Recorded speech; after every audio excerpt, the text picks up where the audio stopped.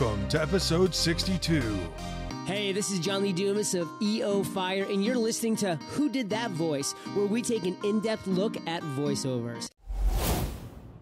Finally, warmer weather is here, and there is no better time than right now to book your vacation getaway with 3D Travel Company.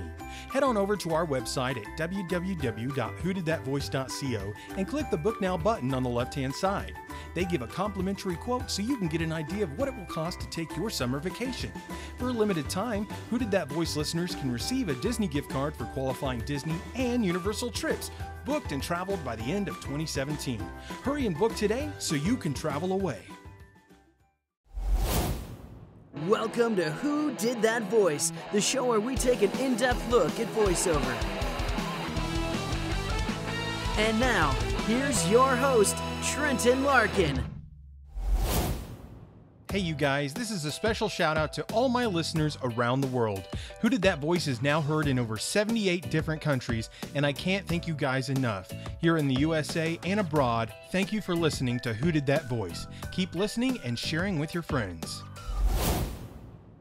Hey all you Marvel and Spider-Man fans out there, Who Did That Voice is doing an entire month with cast and crew from the 1994 Spider-Man the Animated Series, which aired on Fox Kids. You won't want to miss the month of June on Who Did That Voice. Hey everyone, and welcome back to the show. Today's special guest voiced Mary Jane Watson, aka MJ, and the love of Peter Parker's life on the 1994 Spider-Man the Animated Series. Mary Jane, all this has made me realize just how precious you are to me. I'm flattered, Spider-Man, but I'm already in love with a great guy, Peter Parker. Mary Jane, there's something I've got to show you. You see, Mary Jane? It's me. Peter? But this is impossible. Here, let me prove it. Wait, Peter! There's so much I have to ask you. Fasten your seatbelt. Don't worry, Mary Jane. I'd never let anything happen to you. Believe me. So, what do you think? How could you have kept this from me so long? Makes me wonder what other little secrets you're hiding. How'd you like to take a lifetime to find out? What? What are you saying? I lost you once because I didn't act quickly enough. I'm not gonna make that mistake again. Mary Jane, will you marry me? Of course I'll marry you.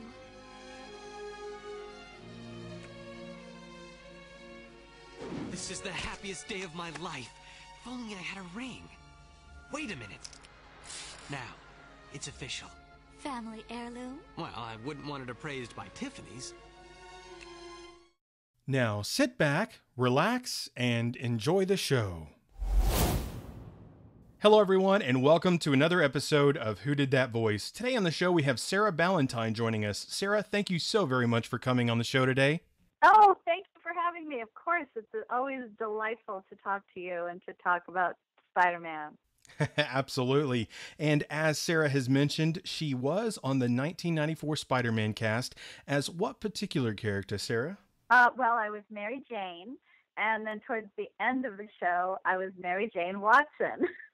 And as some of you may not know, Mary Jane did go missing on the show and then came back as a aquatic cloned character.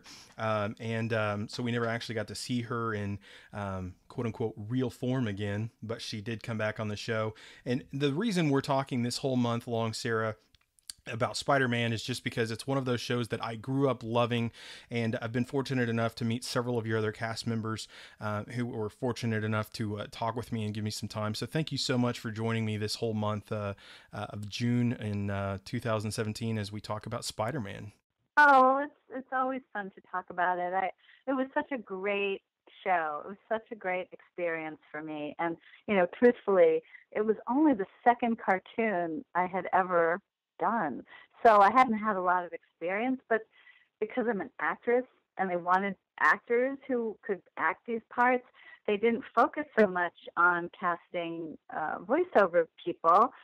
They wanted actors who had interesting voices. And after I heard Jennifer Tilly had really, really wanted to be Mary Jane, and when I found out that I got it over her, I was like, oh my God.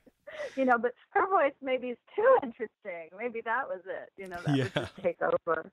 But it was just the whole experience. Even getting the job was fun, and then of course doing it and being with all those great people and having those great scripts to act, and just the whole thing was just super fun. And how did that whole audition process come about for you? Did your agent just kind of hand it to you, or was somebody like, "Hey, you should try out for this"? Or Well, I have, and I'm actually with the same agent that I had then, Vanessa Gilbert, over at, she was at TGMD, and now she's at Solid Talent. I'll give her a new plug. And she said, "Do you want to audition for this cartoon?" And I, of course, said yes, and I did it.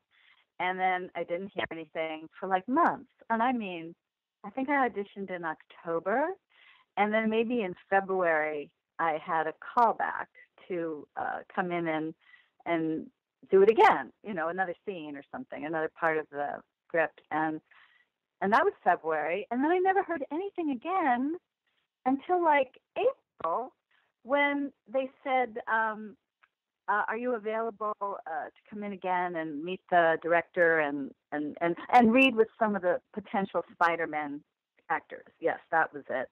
And I said, "Oh, of course, it'd be my pleasure." And oh golly, I wish I could remember. It was like a guy from Beverly Hills 90210. I want to say Austin Green. You may know who it was. I don't. He was on Beverly Hills.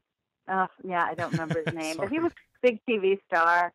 And Tim Daly, all these great people. There were like five. Wow. But when Chris Barnes came in, it was like, that's Peter Parker. That's it. It really, and I was very inexperienced with this, but you could just hear a quality that just made you believe him, and just he was perfect. So after all the guys had left, they asked me who I thought was the best, and that was who I suggested. And I didn't know I had the job because I hadn't been hired. So, I just thought, oh, they're so cool. They're talking to me about who I would like to work with. I'm not even hired yet. And then I said, "Oh, if you don't mind, I wrote a little piece for Mary Jane." And they were like, "What?" And I said, "Yeah, I just wrote a little monologue for her, just for fun." And I read it to them on the mic. And then I never heard it. I mean, that was from October to now. It's April. Yeah. It's May. I'm in Oregon on vacation with a girlfriend, and I get a phone call. "You booked the job. They want you to be Mary Jane." Wow. And I was like, "Are you kidding me?" And they want you to work tomorrow. So it was like, no, it was just so crazy. And when I got to the studio, they said, "And what really put you over the top was that piece that you had written." Wow. And that just made me feel so good. They sent me it. John Semper actually sent me a cassette of what I had done for the audition, and it was just so lovely. I mean, I don't know if it always happens like that. I'm sure it doesn't. It was just a very nice experience for me. Absolutely. Well, that is so fantastic to hear, Sara. I always love to get, people's background on how they get into shows and stuff. And, just kind of their background of who they are. We always love to start out kind of getting a background. But how did you actually get into acting before Spider-Man, and what led you down the path of acting and voiceover eventually? Oh, gosh. Well, this is my whole life, truthfully. I mean, when I was a little girl, I think I was 4, my mother asked me what I wanted to be when I grew up, and I said, "I want to be a stripper." And she tried to deter me from pursuing that, but what I really meant was I wanted to entertain people. I wanted to entertain, and that's what I always wanted to do. I sang, I danced, I took tap lessons, I took acting lessons, I went to England to study Shakespeare. It was always what interested me the most. And I've sung in bands, I've sung in groups, I've been in musicals, I've been an actress my whole life. And I was doing a production, or not a whole production, a mini production of Guys and Dolls. Oh, and I love it. A producer, you do know that show? Do you like played that Nicely show? Nicely Johnson in high school. You did? Oh my Sit down, you're rocking the boat. Oh, it's so great. Well, I love it. Great Oh, well, maybe we'll do a revival. And then let me Yeah. know when you come Luck to be a LA. lady. Really one of the Absolutely. best musicals of Oh, all it time. is. Wonderful. So I got an audition from that show for commercial, this voiceover. And I went in and I read the line, and the casting director said, "No, no, no, use the voice that you did in Guys and Dolls. Try it that way." And I went, "Really?" And they said, "Yeah, just try it." So now I have to get it up. It was like, "Oh, Charlie, stuck it doing tuna with good taste. They went tuna to taste good." And I got that job. And I did that commercial for years, which was, I've had very good luck with the things I've done have been fantastic. So that's how I got into voiceover basically, was that commercial. And then I started doing a lot of commercials, voiceovers. And then when Spider-Man came along, I mean, that was just about the greatest thing that could ever happen, because to have a steady show where your character develops, it's just like what everybody wants in show business in general, on Yeah. television. They want to do something regular where they can develop the character and find nuances and keep growing in it. And also to have any steady work in this business is a freaking miracle, let's face it. Absolutely. Well, and it was amazing because you got to be on 39 different episodes out of that series. And it was animated, Sarah, but to me, it felt more like a sitcom almost. There was a lot of character development. I mean, John Semper was just a genius with the writing. His team that he worked with to get everything together. I know John put in so much sweat and blood in the scripts, and Oh, it's so good. It's so good. It's not just a Saturday morning cartoon. It has so much meat on it. It's just, even now as I rewatch the show, I just finished watching it about a week or two ago, and I devoured everything in just a short amount of time. But it was so good. And I was just like, man, as a kid, you enjoy it for the look, the style, the action. But as an adult, I enjoy it for the script writing, because the dialogue is just killer. It's true. And I think that's why they really wanted to cast actors, because the way we worked in on this show, we weren't looking at picture. We would act in the booth, in the room. They'd set it up so we could look at each other and be next to each other. And sometimes there'd be a lot of us in there. And, we didn't have to act or picture, so we could act like we were really acting. Yeah. And sometimes the director would want different things from us. But that's why I think you got that impression, because it was like a show. It Yeah, was. it And was. gosh, I'd be sitting between Ed Asner and Malcolm McDowell, and there's Martin Landau over there, and I'm thinking, well, I'm the only person in here I've never heard of. you know, Yeah. you learn so much, and you're just in awe of the quality of the work. I mean, not to sound, hoity-toity or anything, but it is work, and it was just an incredible team. And John Semper, I can't say enough good things about him. He likes the Magic Castle too. I see him quite often, which is so wonderful after all this time. Oh yeah. Well, and tell us real quick, just we're going off topic just a little bit, but tell us about the Oh, Magic sorry. Castle. No, no, no, it's wonderful.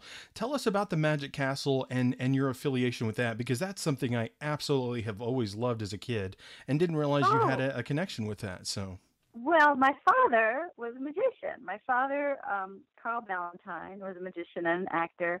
He was known as the Amazing Ballantine, and he was an early member of the club. He was friends with Bill and Irene Larson, who founded the club with those brother Mills in like '62.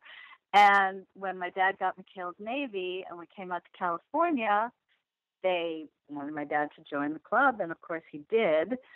So I grew up going there, and when my dad passed away in 2009, I had been going with him quite a bit for 9 years. Um, when my mother died in 2000, anyway, that's that story. But I was hanging out there a lot, and I just love the place. I just want to do everything I can keep to keep it going, and it's doing great, to keep the magic better than alive. ever. Yep, and it is a private club, so I can't just say, oh, come to LA and you can get in. But Yeah. it is a fantastic, unique, one of a kind, greatest club in the world. And if you like magic, there's no place better to go. Absolutely. Well, thank you so much for diving into that just a little bit. When you mentioned it, I just had to touch base on it because magic has always been in my heart, and it's something I absolutely love. And I just think it's so awesome that you've had a connection with that and that your father was a magician. It's really unique. Oh, thanks. Well, I got my dad on the show. Actually, he did a couple of Spider-Man episodes. Really? What characters? He played a janitor. Okay. And possibly a gangster. I think he Okay. did 2 episodes, Awesome. and that was pretty cute. It's always great when you can give your father a job. My Oh, God. yeah. And he, of course, was wonderful. And my dad had done voiceover too, but he hadn't done. He'd done Garfield. He'd been on Garfield. Oh, Mark cool. Mark Evanier hired him because he liked to use character actors. There's just something great about these characters who have these voices. You can't fake that. That's just Yeah. in their very bones, and Yeah. it does make an authentic sounding character. So that was great. That was a lot of fun, and it was great to work with my dad. Absolutely. Did he ever get a chance, or did you get a chance to know Lorenzo Music? Lorenzo was on Garfield, so my dad worked with him. I met Lorenzo. Actually, my girlfriend Laura was a regular on that series, the Ghostbusters, the real Ghostbusters. Yeah, yeah. And she got me an audition. I did a couple of those episodes too. So yeah, I did. I didn't know him really well, but of course he was wonderful, and everybody adored him. That's He was fantastic. pretty brilliant. Oh yeah. Yeah. Oh yeah. I loved his voice. So unique. And like, to me, he is my Garfield. Like, you guys are my Spider-Man cast, because until John Semper and you guys created that show, I wasn't a comic book reader as a kid because, I struggled with dyslexia and stuff. So reading for me was a super big challenge as a kid. And so visually, I eat things up like Steven Spielberg does, and I see things in pictures. And so my cast of Spider-Man and the voices I hear in my head, anytime I see anything and I compare anything to anything, it's your show from 1994. So you guys really were the creation of my Marvel world for the very first time. Oh, I love that. I love that. Well, I'll be honest, I wasn't a comic book reader per se, except Betty and Veronica. I was a girly girl. So once I got into the show, I started devouring. Oh, well, Stan Lee. Let's talk about the brilliance of Stan Lee and creating these characters and just so smart and just his incredible. And by the way, he comes to the Magic Castle. I think he's a member. I'm not positive, but Oh, really? he's been there quite a few times. And of course, it's always a thrill when he comes in. Just that out of his creativity came such a great world that I had to explore. I totally, am in awe of him. He came a couple of times. We went and did some Comic-Cons where he was on the panel, and it really was like goosebumps time because he's iconic. He's just iconic. Oh, yeah. Well, and speaking of the real Ghostbusters, you actually played Ray's girlfriend, who was voiced by Frank Welker. And was a genius. Oh, my God. There was nothing he couldn't do. Or this guy does like everything. I can't believe it. a zipper or a toilet flushing. I mean, he could do anything. Yeah. It was a little eerie, actually, but I had a great time. Oh, gosh, you really did your homework. Yeah, I really do try to make sure I have my homework done so that when I'm doing my show, my guest hopefully gets surprised by some of the stuff that I know.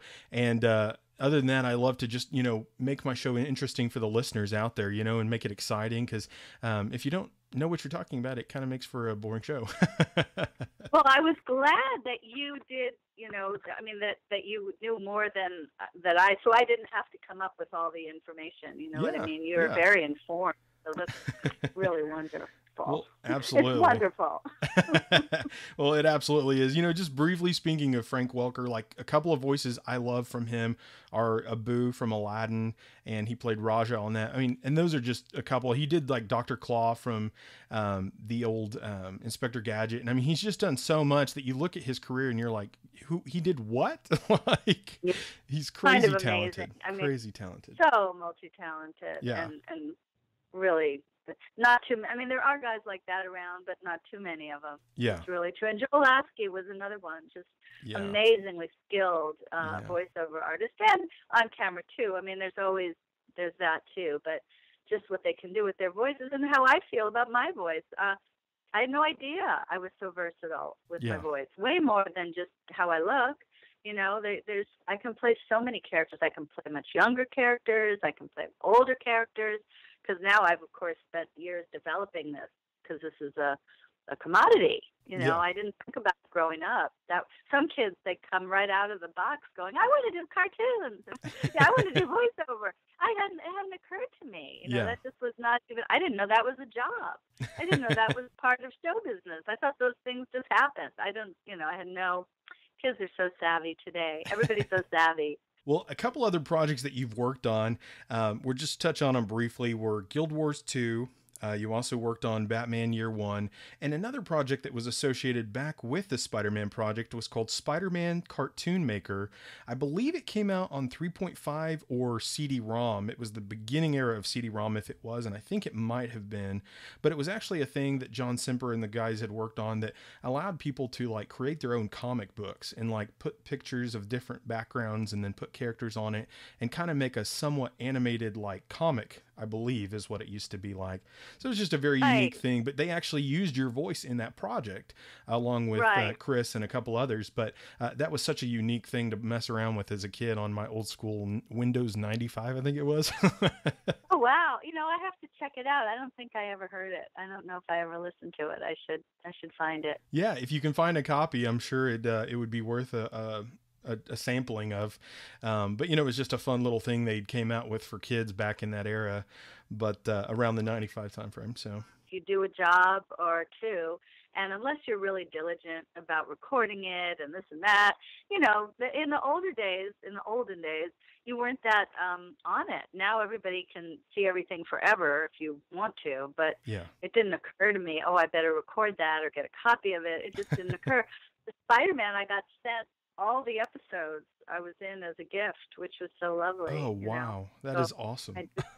I do have that. Wow. Yeah, and at Guild Wars, I bought the first one, and, you know, there's so many voices in it, but I definitely sound different than everyone else. They cast it very, very well. They cast all the best voice people are in that, too. You know, everybody is just fantastic. The caliber of the performers it's all so good. It is. And it's only gotten better as the years have progressed. And that's something we've continually seen. So yeah, it's true. And that's wonderful. I mean, it's not just for kids now. It seems that it's crossed over so much in all these musicals and Disney's animated features and movies that become stage shows after their movie. It's just interchangeable now, everything. Yeah. Well, another fun project you got to be a part of, Sarah, that was something that really blew my mind was the Star-Kissed tuna commercials. And I believe you touched on it a little bit earlier, but we didn't dive into it too much. And Herschel Bernardi, I believe is his name. Is that right? Yeah, he was the original Charlie Tuna. When I very first did it, and that was the very first voiceover thing I'd ever done, he was Charlie Tuna, but he died somewhere during the time of that commercial popularity, and they cast another actor, and I wish I could remember his name. He also did Fred Flintstone. I think his name was Henry Corden. I'm not positive, but I may have to look that up. But he replaced Herschel, and then I worked with him for a few years, and then I didn't even have to go. Yeah, Henry Corden. That's who it was. Okay. Maybe it even talks about it. Best known for taking over the role of Fred Flintstone, and he sounded. He had a very similar, deep, rich sound, and it was a character actor, fantastic. Yeah. And they would I didn't even need to go to work. They would just edit takes I had done and put them in other commercials. Oh, that's It was wild. a very lucrative commercial. I've never had anything like that again. You know, you get one job like that and you think, this is it. I'm on my way. I've got it. I've reached the top. And then nothing ever happens the same way twice. So, Yeah. you know, it's just every job is a job, and that's what you're grateful for, and you just keep moving onward, you know. But that was that got me into voiceover. That was the That's thing. fantastic. Well, and for Herschel, he voiced Charlie Tuna, who, for some of those who remember back when they actually used the icon of Charlie's character, the tuna fish character, in the commercials. They don't use him as much now, but the thing Sara voiced was Goldie, his girlfriend, the goldfish, I believe. Yeah, there was a goldfish in a sexy red dress, and he's making me dinner. The commercials were kind of dirty. Not dirty, but a little double entendre-ish, because he's like fresh spring water, and only the finest, and then a sign drops down, and it's like, sorry, Charlie, he's trying to get to be good enough for Starkist. Yeah. Sorry, Charlie, only the best tasting tuna gets to be Starkist. And then I say something like, "Oh, Charlie, you're all washed up," and walk out, wiggling my tail. That's so, so they funny. were kind of racy, and I just loved it. I just thought they were the cutest things ever, and they could have done them forever as far as I was concerned. But Oh, yeah. times change. They do have a sort of a new version of Darkest Tuna commercials on the air, cartoony ones, but it's different. Okay. It's a different thrust. Yeah, they just aren't as good as they used to be. Back in the 70s, 80s, and 90s, the cartoons or the commercials that came out just had a flair in them that they just don't have today in advertising agencies. It's sad to see, but it is that way, unfortunately. Well, I think the tastes have changed in that people's attention spans are shorter, and they have you have to just get them somehow. Yeah, has to be quick and fast and boom. Yeah. Yeah. So it is just a different time, but who knows? It could come back. Everything changes. You just can't get cocky about pretty much anything, as far as I can tell. Absolutely, Sara. Well, I have two final questions for you, and we will wrap this interview up. The first one is, what kind of advice would you give to someone who maybe is infatuated with Mary Jane's character and Spider-Man itself, or just acting itself and voice acting? What kind of advice would you give to somebody who might be pursuing this crazy career path of acting and voice acting? Well, I am always very encouraging of anyone who wants to do this. There's a lot of negative stuff out there, and people can tell you how hard it is and this and that, but I really believe that if you love it, and if you study and take some acting lessons and take voiceover lessons, and if it's meant to be for you, the path should just fall into place. If you are constantly enjoying what you're doing and growing and learning, the jobs will come. If you're expecting too much right away without putting in the time, then you'll probably get discouraged. But I really believe that if you love what you're doing and you keep doing it, eventually you will get to perform that way. If it's cartoons, if it's acting, if it's dancing, you just have to keep following your bliss, not to sound too woo-woo about things. But I think people do things because they think that they're going to get rich or because they want to be famous. Those aren't the right reasons. The reasons are you love doing it and you want to get better at it and you want to be almost of service. To sound a little biblical, it's a service to have the skills to be able to fill these roles for the people who want to put out this entertainment. So first thing I'd say if you want to do voiceover is take an improv class, take an acting class, and get in a voiceover workshop. And that would be my advice. Excellent, Sara. Thank you so very much for diving into that for us.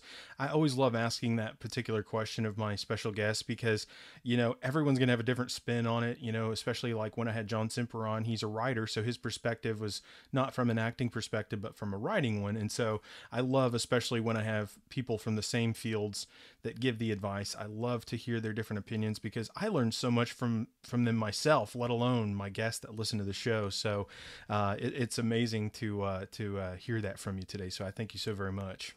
Oh, it's my pleasure.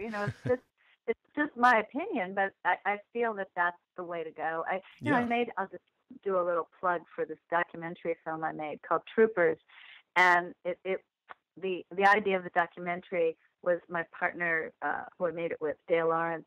We interviewed actors over 80 and 90 and wanted to find out how they hung in there and why they chose this profession. Yeah. And it sort of ended up being a love letter, a Valentine to these older actors. Yeah. And everybody we talked to we had a list of questions that we wanted to hear what they had to say. And it was great hearing that kind of advice, from them, which has stuck with us as Yeah. the women who made the film, much younger than these people. But I see in time how wise they were, even though a lot of the cast now, including my dad, have passed on. Yeah. The information is so good for people starting out in the business. It's called Troopers, Troupers, Okay. and you can see it for free at snagfilms.com. And if you're interested in listening to some advice from some sage performers, I'd say check it out.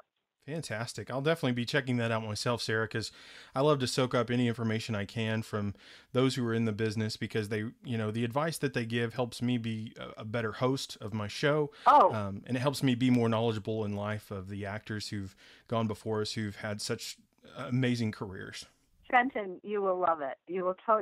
One of my actresses, I just called her yesterday to wish her happy birthday, was Pat Carroll, who was wow. Ursula in The Little Mermaid. Wow. And and she's just turned 90, I believe. It was her 90th birthday yesterday. Gracious. And we interviewed her about 10 years ago, and she's so fantastic and just such a wonderful. Been an actress really since she was a little girl. It's really been her whole life, and you can't help but learn from these people because it's so in their blood. So anyway, you'll enjoy the movie. I know you will. You'll check it out. Oh, definitely. Yeah, that sounds fantastic. Especially, it sounds like it's chock full of information that's going to be wonderful. And entertaining and funny, because you know what? Awesome. When you talk to entertainers, they're usually entertaining. Hopefully, we hope, right? That is what sort of sets them apart. They make life a little more fun for the rest of us, and that's why we like to watch them, right? Absolutely. I couldn't agree more. Well, Sara, the last question I have for you today is, what is the legacy that you want to leave behind? Oh, that's a wonderful thing. Well, I would like to be remembered as someone who had gifts that she really liked to share with people, and was very kind and generous, and hopefully inspiring to people wanting to get into our business in whatever way, shape, or form they want to. That's a good question, Trenton. I really hadn't thought about it, and I should, because I'm getting up there. Well, I ask it of all of my actors, Sara, even ones that are a lot younger, and sometimes they're like, what? But I like to ask that question because, it's just, I think it's important. And I do get a lot of reactions that are like, wow, that's, it kind of makes people think. And if they haven't already thought of what they want, then it kind of gives them a way to shoot for maybe what they do want their legacy to be down the road. So. Absolutely. No, that's a great question. I think about the people that have imprinted me in my life, and I don't know what exactly they would have liked to have left as their legacy. Yeah. But I feel like both of my parents really felt that life was supposed to be fun and to laugh as much as possible, and that's what they left me with. So I can't say it's a bad thing for me to want to leave that legacy too. Absolutely. To make people happy and to make people, get out of their whatever that funk might be. Yeah, and to find some laughter in this life and joy, and to spread that around, I think is a pretty good legacy to leave. Absolutely. Well, laughter is the best medicine. Absolutely. No doubt about it. Absolutely. No doubt about it. Well, Sara, it has been an absolute honor and pleasure having you on the show today. Would you please give us a closeout today as Mary Jane? Oh, all right. Well, face it, Trenton Larkin, you just hit the jackpot. This is Sara Ballantine as Mary Jane, signing off from Who Did That Voice. Thanks so much for listening, guys. Well, face it, Tiger, you just hit the jackpot. Well, everyone, I sure hope you enjoyed today's episode with Sara Ballantine, the voice of Mary Jane Watson. And if you did, please find me on Facebook, Twitter, or Instagram by searching Who Did That Voice. I would love to hear from you. A question you might ask yourself is, where can I listen to Who Did That Voice? That's an excellent question. You can hear us on iTunes, Stitcher Radio, TuneIn Radio, YouTube, and our website at www.whodidthatvoice.co. Click the Episodes tab and listen away.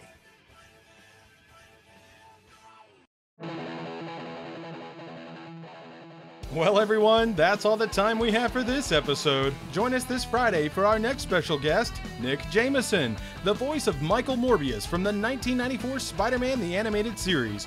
You won't want to miss this episode. Hey, do you ask yourself who did that voice? Well, if you do, go to our website, www.whodidthatvoice.co, and click on the Episodes tab. Choose an actor, pick their name, and see pictures from the different characters they've voiced in their career. Thank you for joining us today. We'll see you next time for more discoveries on Who Did That Voice.